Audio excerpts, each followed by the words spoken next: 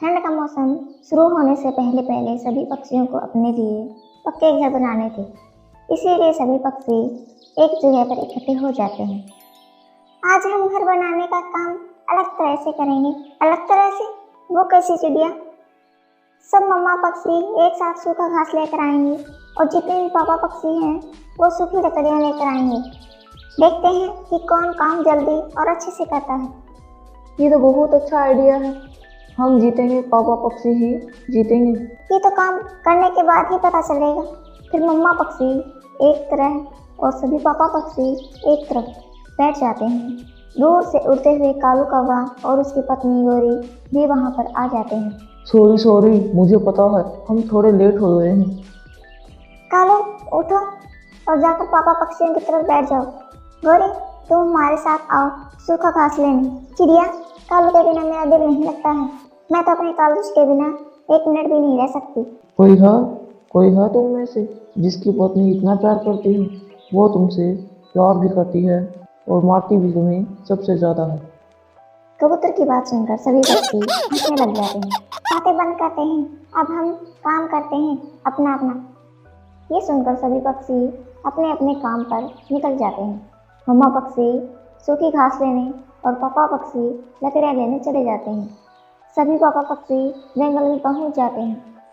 मैं सूखी लकड़ियाँ इसी पेड़ से जमा करता हूँ और आप दोनों देखो अब आपको कौन से पेड़ से लकड़ियाँ काटनी है। मैं थोड़ा आगे जाकर देखता हूँ। ठीक है, तुम जाओ, मुझे छोटी लकड़ियों की जरूरत है, बड़ी तो है मेरे पास। मेरे पैर में चोट लग गई है, मुझे बहुत दर्द हो रहा है, मुझे तो चला भी नहीं जा रहा है, मैं कैसे काम कर पाऊंगा। सब बहाने हैं तुम्हारे काम ना करने की।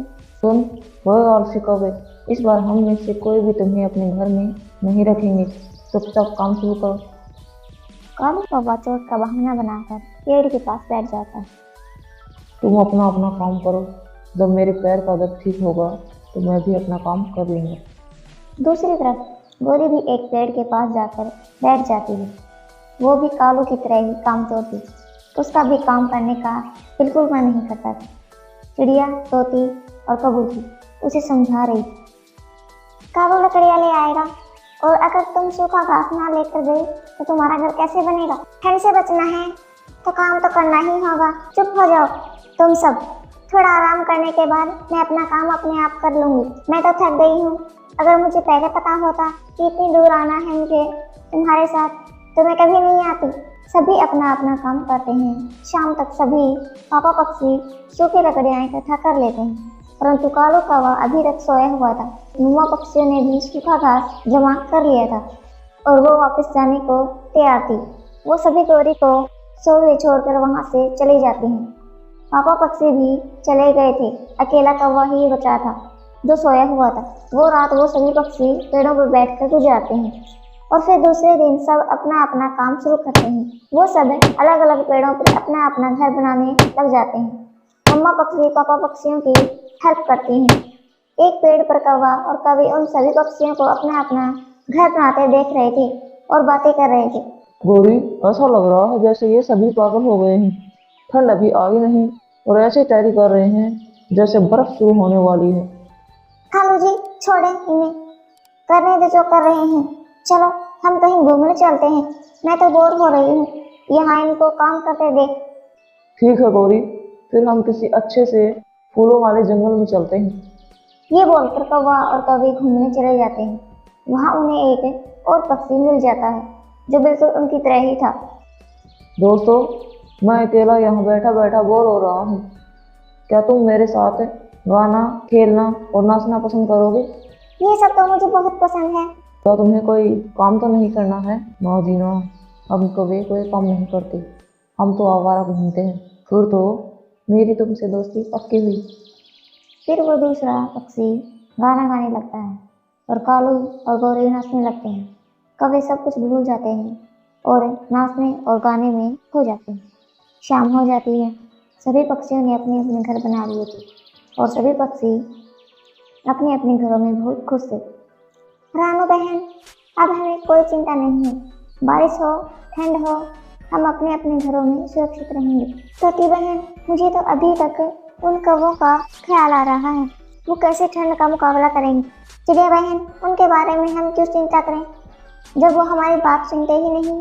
जो समय पर अपना काम नहीं करते हैं वो हमेशा मुसीबतों का सामना करते हैं। दोस्त पक्षी, अब रात होने वाली है। इस समय तो हम घर वापस नहीं जा सकते हैं। तुम्हारा घर कहाँ है? तुम हमें अपने घर अपने साथ ले चलो। घर? मेरा कोई घर नहीं है। मैं तो यहीं पेड़ों पर बैठकर रात गुजार लेता हूँ। इस पेड़ में एक छेद है, उसी में रहता हूँ। हमें भी अपने साथ रख लो तुम। क्या छोटा सा छेद है इस पेड़ में? मुश्किल से रहता हूँ मैं भी।